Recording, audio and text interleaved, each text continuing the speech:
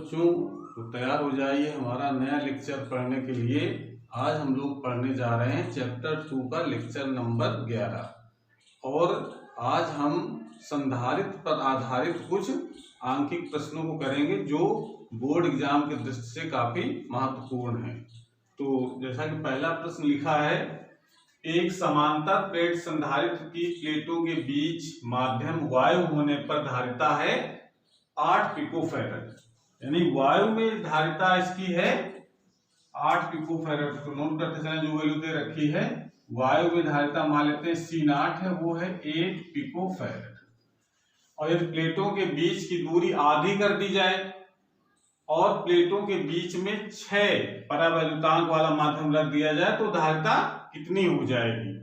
तो K का मान दे रखा है 6 और दूरी जो कह रहा है वो पहले जितनी दूरी थी D उससे आधी कर दी जाती है। तो ये दूरी मान लेते हैं D डैश है। ये क्वेश्चन दे रखा है, पहले उसकी दूरी हम D मानते हैं और उसके आधी करने के बाद D डैश हो जाती है। तो धारिता कितनी होगी ये हमको ज्ञात करना है। ठीक है, तो इसके लिए हम लोग पहले तो ये सूत्र लिख लेते हैं, जो वायु में धारिता कितनी होगी। तो वायु धारिता के लिए A epsilon naught upon D ये फार्मूला होता है, जो कि जानते देखिए, अगर फार्मूला हम लोग पढ़ चुके हैं धारिता का C इक्वल टू होता है K A epsilon naught upon D। समांतर प्लेट संधारित्र धारिता का सूत्र ये होता है। उसमें वायु अगर है तो K का मान 1 हो जाएगा, तो बचेगा हमारे पास A epsilon naught upon D। उसमें से इसकी वैल्यू दे रखी है 8 पिकोफैरड, तो A epsilon naught upon D की वैल्यू ये हमको पता चल गई। इसको नंबर 1 डाल दीजिए। उसके बाद अब जब हम परावैद्युत पदार्थ भर देंगे और बीच की दूरी को आधा कर देंगे तो धारिता कितनी होगी वो हम लोग निकाल सकते हैं। C equal to K A epsilon naught upon D। सूत्र तो हमारा ये लगेगा, वो दूरी को क्या करते हैं हम लोग आधा। तो इसको थोड़ा सा रीअरेंज करके लिखिए और लिख सकते हैं 2K A epsilon naught upon D, ये लिखा जा सकता है। ठीक है, तो उसके बाद ये समीकरण नंबर 1 से A epsilon naught upon D की वैल्यू लगा दीजिए। समीकरण 1 से A epsilon naught upon D का मान रखने पर तो रख देंगे तो C की वैल्यू कितनी हो जाएगी 2 इंटू K इंटू C0। अब यहां पर सारी वैल्यू रख दीजिए। 2K का मान है 6 और C0 का मान है 8। कितना हो जाएगा ये 8 दूनी 16, 8 दूनी 16, 16 छक्का 96 पिकोफैरड। ये इसका आंसर हो गया। ठीक है, तो उसको नोट कर लें।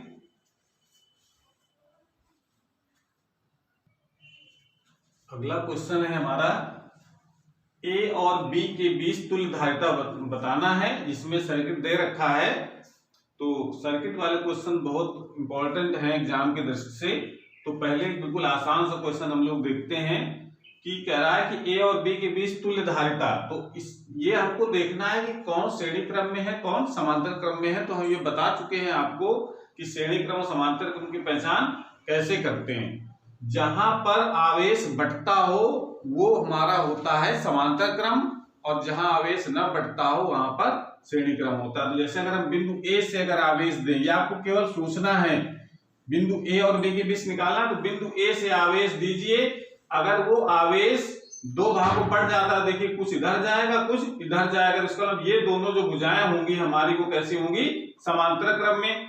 तो भुजाओं में कौन सा संधारित्र लगे हुए हैं, तो इस भुजा पर लगे हैं 2 माइक्रोफैरड 2 माइक्रोफैरड, तो ये दोनों कौन से होंगे श्रेणी क्रम में। ऐसे इस भुजा पर लगे हैं 2 माइक्रोफैरड 2 माइक्रोफैरड, तो ये भी श्रेणी क्रम में होंगे। फिर दोनों को समांतर क्रम में जोड़ेंगे।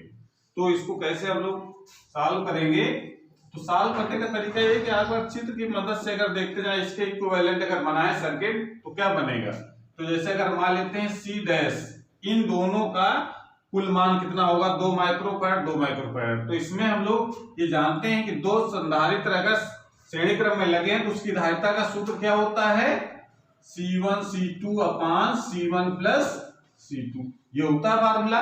1 अपान करके जोड़ सकते हैं, 1 upon C dash equal to 1 upon C1 plus 1 upon C2, उसी से बना है ये।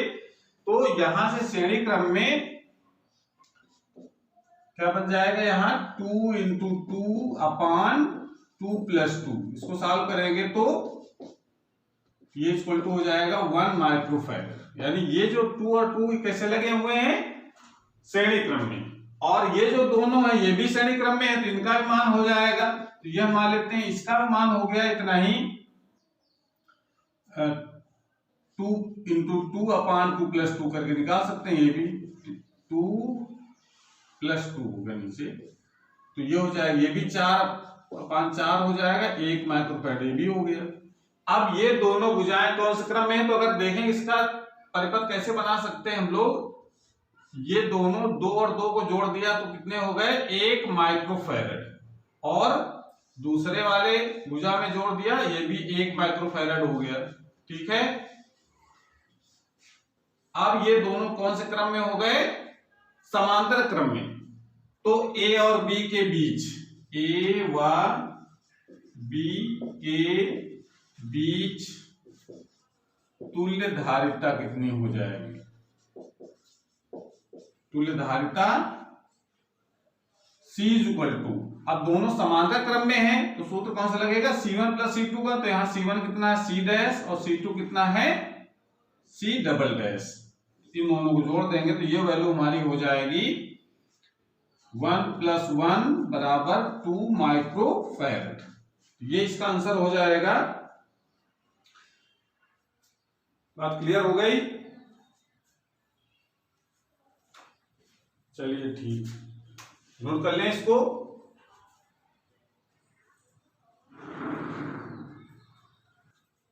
अगला क्वेश्चन है, A और B के बीच इसमें भी तुल्य धारिता निकालनी है। तो देखिए इसमें जो दो संधारित्र लगे हुए हैं हमारे पास, 1 माइक्रोफैरड और 1 माइक्रोफैरड, ये दोनों कौन से क्रम में हो जाएंगे बताओ। तरीका हमने बताया कि बिंदु A से आप प्लस Q आवेश दे करके आप विचार कीजिए कि आवेश बट रहा है कि नहीं। तो इसका मतलब यहाँ पर देखिए, जब आवेश देंगे तो ये दो भागों में बट जाएगा, तो इसका मतलब है ये और ये दोनों समांतर क्रम में होंगे।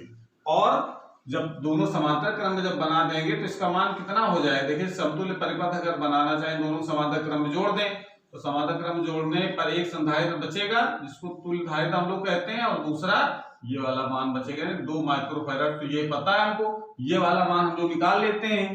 तो इसका सॉल्यूशन जरा किस प्रकार से करेंगे, आप तो भाषा चाहे तो लिख सकते हैं, 2 माइक्रोफैरड व 1 माइक्रोफैरड व 1 माइक्रोफैरड के संधारित्र समांतर क्रम में है, समांतर क्रम में है, तो इनकी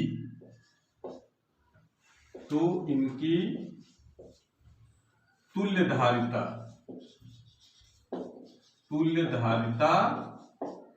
कितनी हो जाएगी, इसको हम मान लेते हैं C डैश।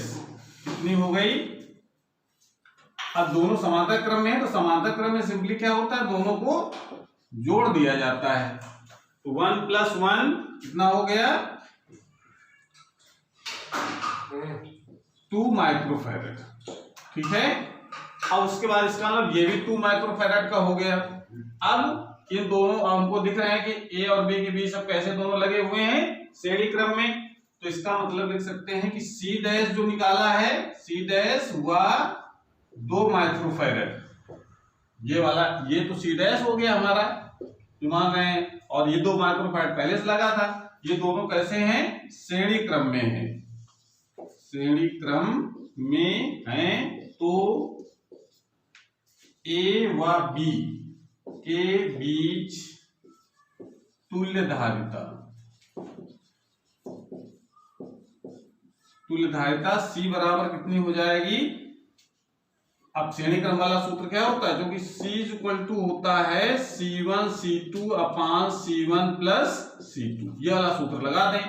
तो 2 गुणित 2 बटे 2 प्लस 2 बराबर 4 बटे 4 बराबर 1 माइक्रोफैरड। बात क्लियर हो गई? ठीक है, चलिए नोट कर लो इसको। अगला क्वेश्चन है, इसमें भी हमको ए और बी के बीच तुल्य धारिता ज्ञात करनी है। तो देखिए इसमें इसका एक समतुल्य परिपथ पहले बनाते हैं हम, तो बात पूरी क्लियर होगी। ध्यान से समझना, बहुत इंपॉर्टेंट क्वेश्चन है ये। अगर हम इसको एक चतुर्भुज बनाएं इस प्रकार से,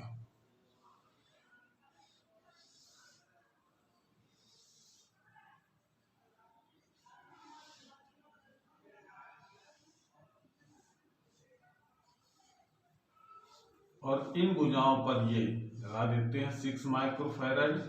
ये तो ए और बी है, ये सी और डी है, यहां पर भी और यहां पर और यहां, और इसके बीच लगा हुआ है ये 10 माइक्रोफैरड।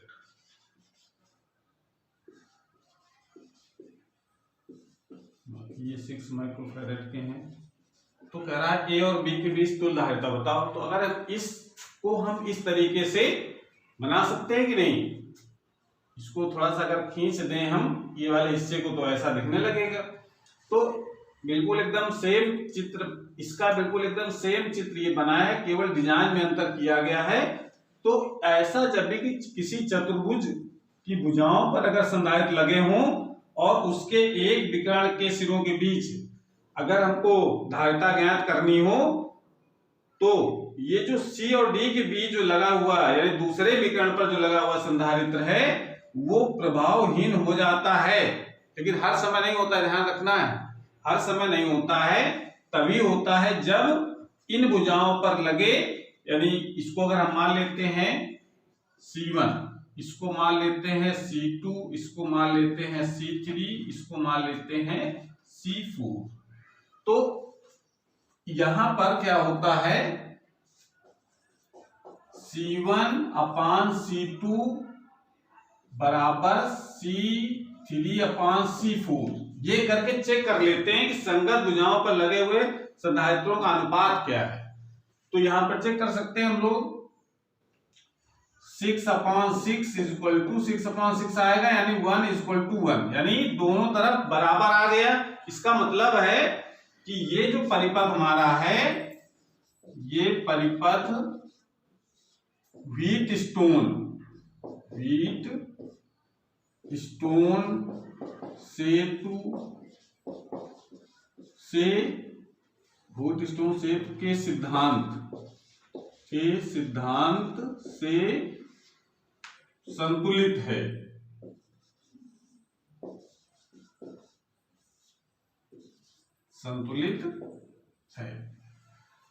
ये नियम है एक व्हीट स्टोन सेतु का सिद्धांत, ये प्रतिरोधों के लिए भी लागू होता है, तो या और संधारित्रों के लागू होता है। तो यहाँ संधारित्र लगे हुए हैं, तो अगर उनकी धारिताओं का अनुपात अगर ये इक्वल आता है, तो इसका मतलब है कि ये व्हीट स्टोन सेतु के सिद्धांत से संतुलित है। संतुलित होने का मतलब होता है कि जो विकर्ण पर लगा हुआ संधारित्र है वो प्रभावहीन हो जाता है, उसका कोई मतलब नहीं है। तो जब मतलब नहीं है तो कैसा दिखेगा चित्र, हमको देखो। इसके बाद हम इधर चित्र बना देते हैं। इसके बाद कैसा चित्र दिखता है हमको, इस प्रकार का दिखेगा।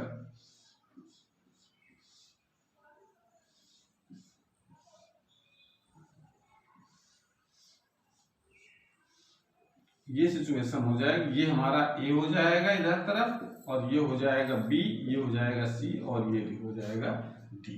यानी ये इसका ये जो संधारिता लगी हुई इसका कोई मतलब भी नहीं रहेगा।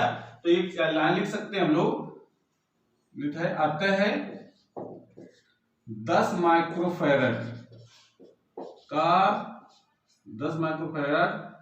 का संधारित्र प्रभावहीन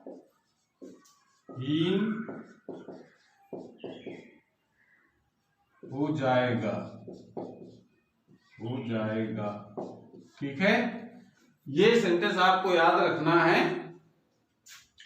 कि अगर विकर्ण पर अगर कोई संधारित्र लगा हुआ है और उनकी संगत भुजाओं पर लगे धारिताओं का अनुपात अगर बराबर है, तो ये सिद्धांत काम करता है, हमारा व्हीटस्टोन सेट का सिद्धांत। और उससे ये सिद्धांत ये कहता है कि उस समय जो विकर्ण पर लगा हुआ जो धारिता है उसका कोई मतलब नहीं है, यानी कि मान लिया जाता है कि वहां लगे नहीं है। तो अब देखो यहाँ पर 6 माइक्रोफैरड और 6 माइक्रोफैरड ये, और यहाँ पर एक धारिता है 6 माइक्रोफैरड। अब केवल इतना ही हमको जोड़ना रह गया है, ठीक है। तो ये AC और CB पर जो लगे जो संधारित्र हैं उनकी कुल धारिता कितनी हो जाएगी, दोनों श्रेणी क्रम में लगे हैं तो श्रेणी क्रम वाला सूत्र हम लोग लगा देंगे। तो मान लेते हैं कि सब कुल मान जो है वो C डैश है, तो C डैश बराबर हो जाएगा 6 × 6 अपान 6 + 6, ये हो जाएगा 36/12 बराबर 3 माइक्रोफैरड। इसी प्रकार से C डबल डैश यानी AD और BD भुजा पर लगे संधारित्र का जो कुल मान होगा वो कितना हो जाएगा C डबल डैश, और इसका जो हम लोग लिख सकते हैं इसको भी इस तरीके से निकालेंगे, तो इसको सॉल्व करेंगे तो ये भी 3 माइक्रोफैरड हो जाएगा, ठीक है। अब ये दोनों जो भुजाएं हमारी हैं वो A और B के बीच में समांतर क्रम में है, तो समांतर क्रम में है तो इसका कुल मान कितना हो जाएगा, A व B के बीच तुल्य धारिता,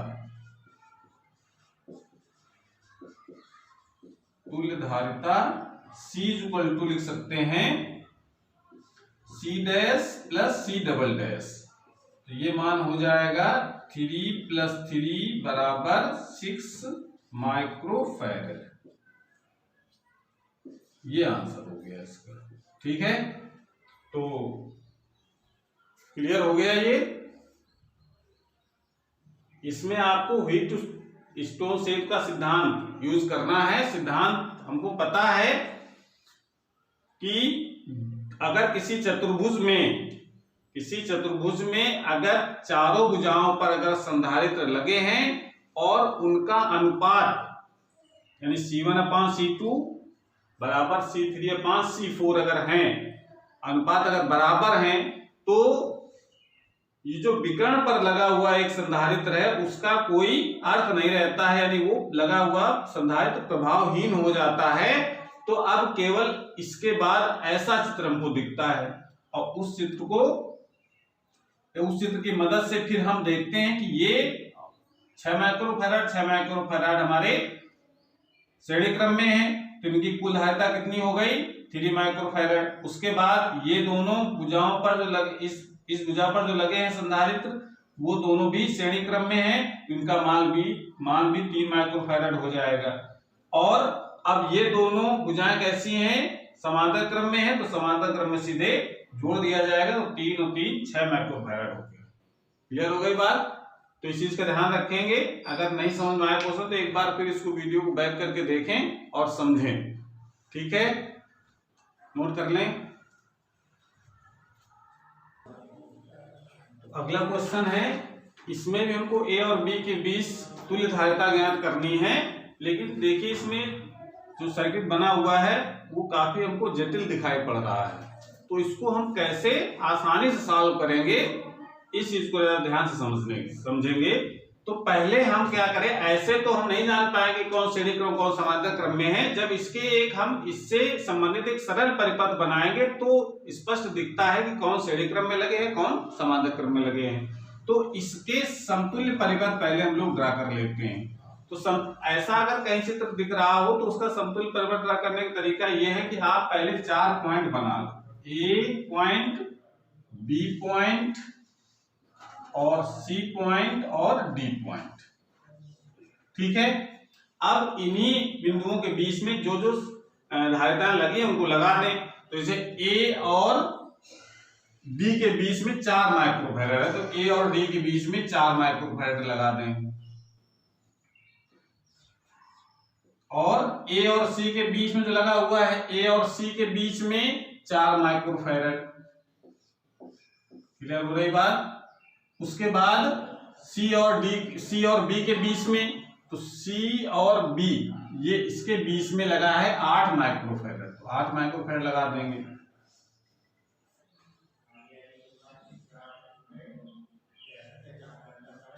और उसके बाद बी और डी के बीच में, इसके बीच में देखो बी और डी के बीच में 8 माइक्रोफैराड ये भी लगा है। तो यहां पर ये लगा है 4 माइक्रोफैराड का। यहां पर ए और डी के बीच में कितना लगा है, ए और डी के बीच में भी 4 माइक्रोफैराड, और यहां पर है 8 माइक्रोफैराड सी और बी के बीच में, और बी और डी के बीच में भी 8 माइक्रोफैराड। एक और बचा सी और डी के बीच में, तो सी और डी के बीच में लगा हुआ है 7 माइक्रोफैराड। अब जरा देखो ये जो बिंदु हमारे पास है ए और बी, इसके बीच तुल्यता निकालनी है। तो ये बिल्कुल एकदम अभी जो क्वेश्चन कराया था इसके पहले वाला 4th नंबर, उसका बिल्कुल एकदम सेम वही कॉपी यहां पर बन गई है। ठीक है, तो ए और बी की तुल्यता निकाल क्या करें हम लोग, पहले इसमें इस भुजा पर देखें कि ये हमारा C1 है, ये है C2, ये है C3 और ये है C4। तो C1/C2 पहले चेक कर लेते हैं, C3/C4। ठीक है, तो C1 का मान है 4 और C2 का मान है 8, ये भी 4 ये भी 8, तो कितना हो गया 1/2 बराबर 1/2, यानी अनुपात बराबर है। अतः यह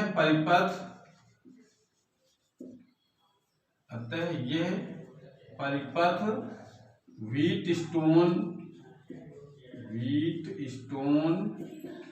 सेतु के सिद्धांत, व्हीटस्टोन सेतु के सिद्धांत से संतुलित है, ठीक है ना। अतः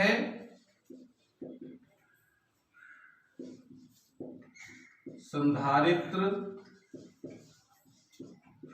7 माइक्रोफैराड प्रभावहीन हो जाएगा। ये बात तो क्लियर हो गई। ठीक है, अब क्या बचेगा हमारे पास, अब जरा इसके बाद देखो इसका समतुल्य परिपथ क्या बन जाएगा, जब प्रभावहीन हो जाएगा तो बन जाएगा इस तरीके।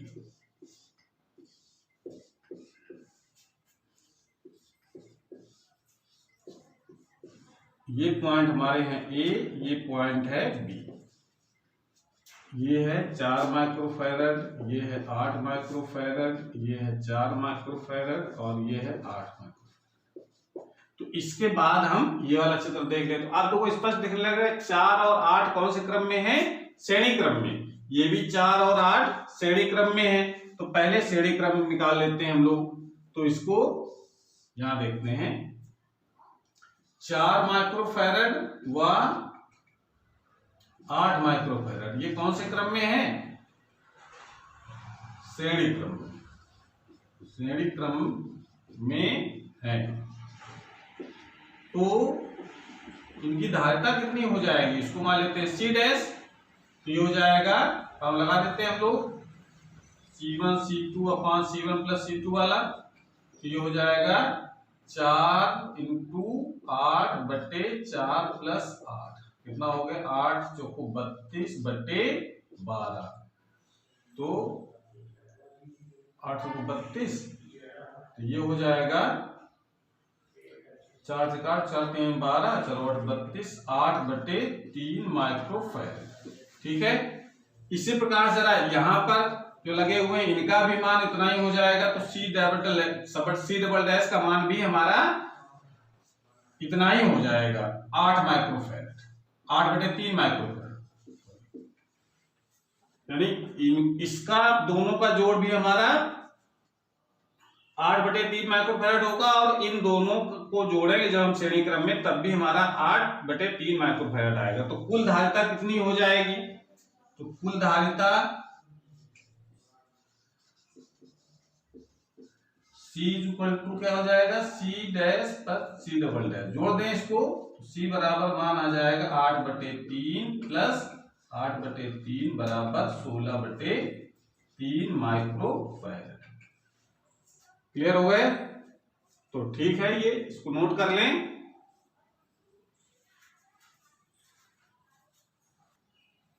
तो अगला क्वेश्चन है हमारा कि ए और बी के बीच ये दे रखा है कि 6 वोल्ट का विभवांतर लगा है, तो ज्ञात करवा रहा है कि ए और बी के बीच तुल्यधारिता, प्रत्येक संधारित्र पर आवेश और 4 माइक्रोफैराड में संचित ऊर्जा कितनी होगी। तो ये आप लोग ट्राई कर सकते हैं। तो इसको ट्राई करके देखिए कि कैसे इसको निकाला जाए। तुल्यधारिता का हम निकाल सकते हैं कि देखिए, तुल्यधारिता का मतलब यहां से जब आवेश देंगे बिंदु ए से, तो ये दो भागों में बटेगा, इधर जाएगा कुछ इधर जाएगा, तो ये दोनों भुजाएं कौन से क्रम में होंगी? समांतर क्रम में। तो तुल्यधारिता तो बहुत आसान है इसके निकालना। पहले वाले पार्ट को कैसे कर देंगे, ए व बी के बीच तुल्यधारिता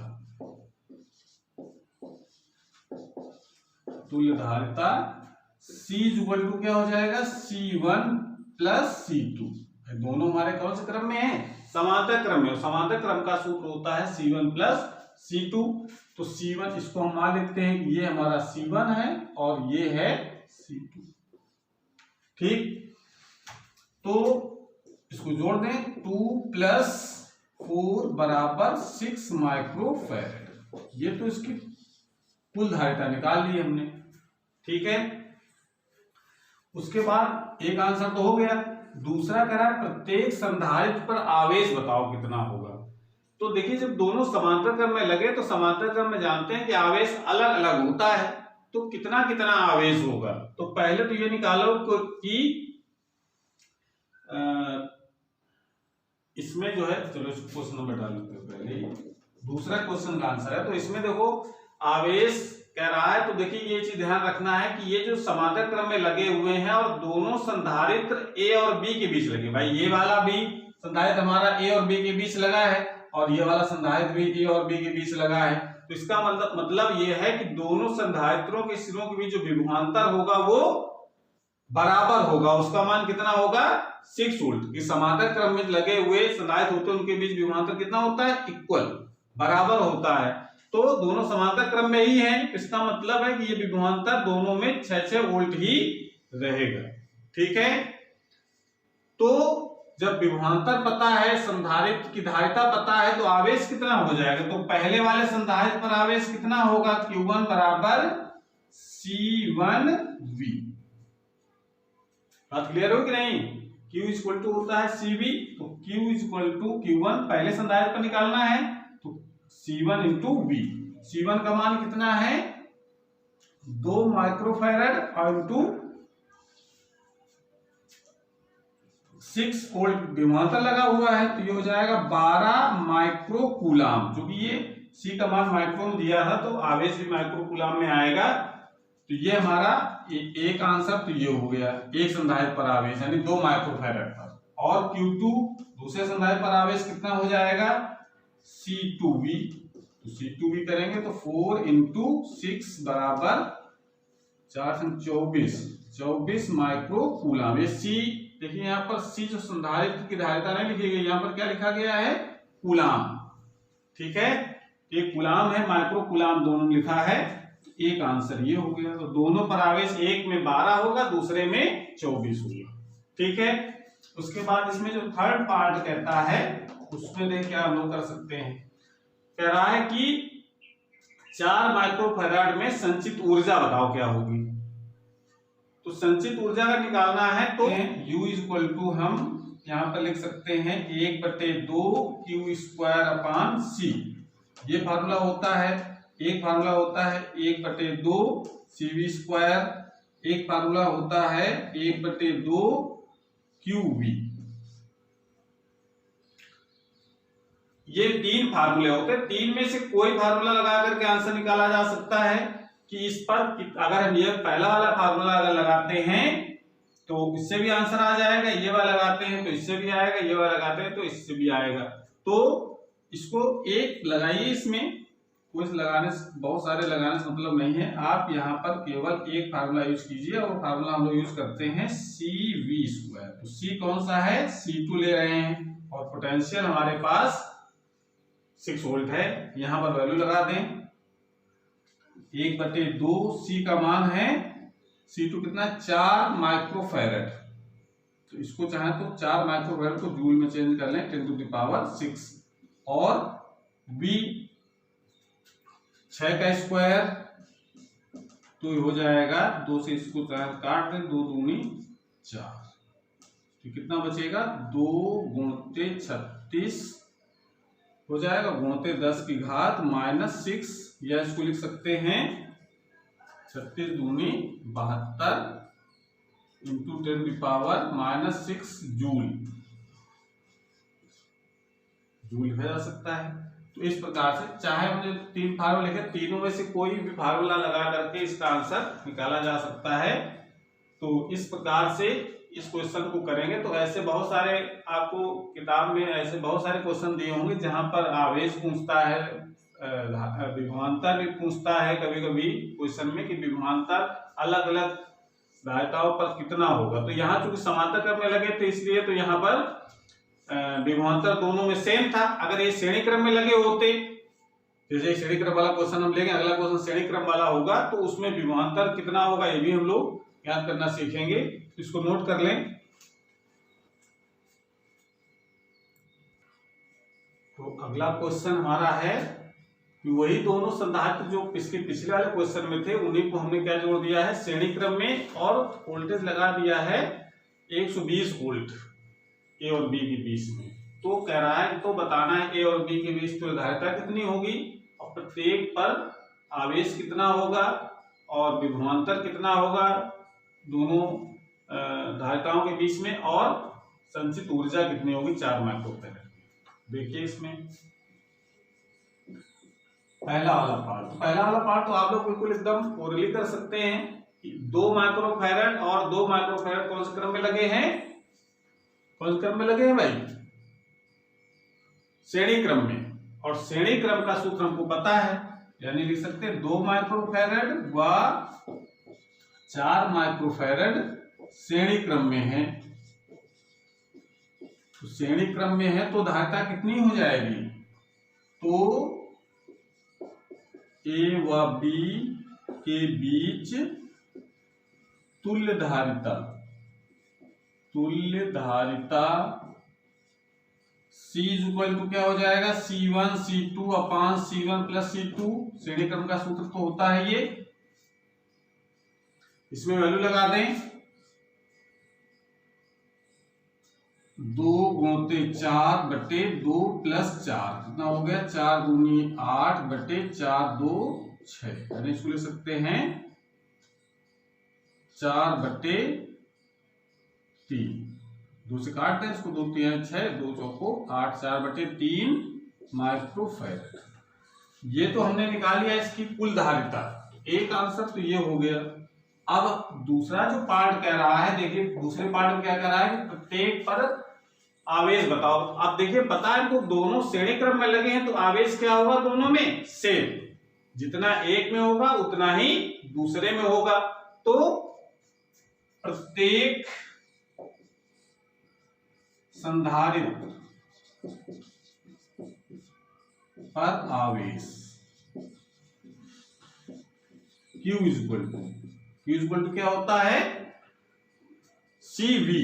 तो C कुल धारिता कितनी होगी, इसमें एक धारिता नहीं लेंगे, फिर अलग अलग एक साथ कुल कितनी धारिता है जिसका मान हम निकाल चुके हैं। C का मान 4/3, और कितना पोटेंशियल लगा हुआ है, पोटेंशियल डिफरेंस कितना है, तो यहां पर वैल्यू रख दें।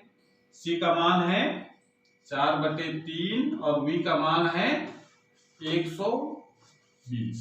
तो इसको 3 चौको 12 40 हो जाएगा, 4 चौको 16 160 माइक्रोकूलम आवेश होगा। क्लियर हो रही बात।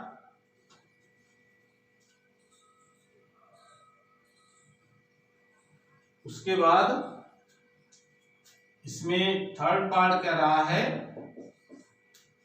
प्रत्येक संधारित्र की प्लेटों के बीच विभवांतर बताओ कितना होगा। तो विभवांतर निकाले। देखिए अब श्रेणी क्रम में विभवांतर अलग अलग होता है, तो इसके बीच हम मान लेते हैं V1 विभवांतर है, इसके बीच मान लेते हैं V2 है। तो V1 का मान कितना हो जाएगा, V1 बराबर Q अपान C1 ये लगाएंगे, क्योंकि आवेश तो दोनों बराबर है, धारिताएं अलग अलग हैं, तो विभवांतर भी अलग अलग हो जाएगा। तो Q का मान कितना हम लोगों ने निकाला था, कितना आवेश था टोटल, प्रत्येक संधारित्र पर आवेश का मान है 160 माइक्रोकूलाम है, और धारिता है हमारी 2 माइक्रोकूलाम।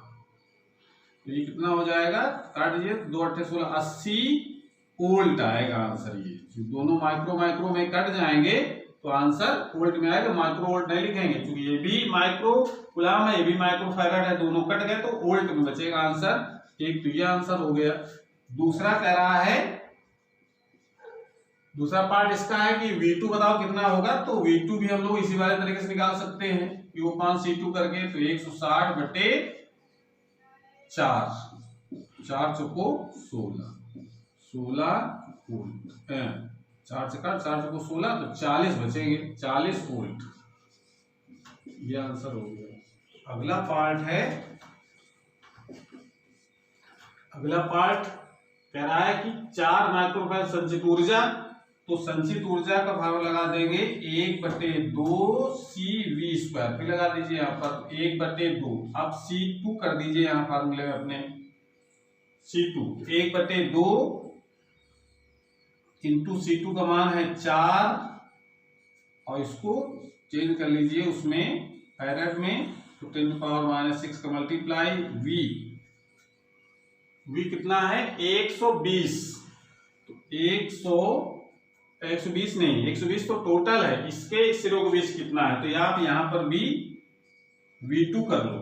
तो V2 कितना निकला है हमारा 40, और उसका स्क्वायर कर देंगे। क्लियर हो गई बात भाई। हमको ये निकालना था 4 माइक्रोफैराड में ऊर्जा का मान लगाएंगे, तो 4 माइक्रोफैराड में कितनी धारिता है उसकी है, और कितना विभवांतर है। विभवांतर है V2 40 वोल्ट निकाला हम लोगों ने, और C2 का मान ये दे रखा है 4। तो इसको सॉल्व करिए, तो ये हो जाएगा 2 दूनी 4, तो बचेगा, हमारे पास 4 चौको 1600, और इंटू 2 और इंटू 10⁻⁻⁶। तो इसको लिख सकते हैं 16 दूनी 3200 इंटू 10⁻⁻�6 जूल। यह आंसर हो गया। तो इस प्रकार से इसका सलूशन हो जाता है। तो कहानी को समझ में आ गई तुम लोगों को। ये बहुत इंपॉर्टेंट क्वेश्चन है, इसमें बहुत सारे ऐसे क्वेश्चन आपको बुक में मिलेंगे जिसमें आवेश पूछता होगा, पर्टिकुलर धारिता पर कितना आवेश होगा, कितना विभवांतर होगा प्लेटों के बीच में, तो आप इस तरीके से निकाल सकते हैं। ठीक है, तो अगर नहीं समझ में आया तो इसको वीडियो को बैक करके इसको पुनः एक बार समझने का प्रयास करिए, और किताब से और जो इस टाइप के क्वेश्चन दे रखे हैं सर्किट वाले, वो वाले भी सॉल्व करने का प्रयास करें। और हमारी आज की क्लास यहीं पर खत्म होती है। पढ़ाई करते रहें। Thank you.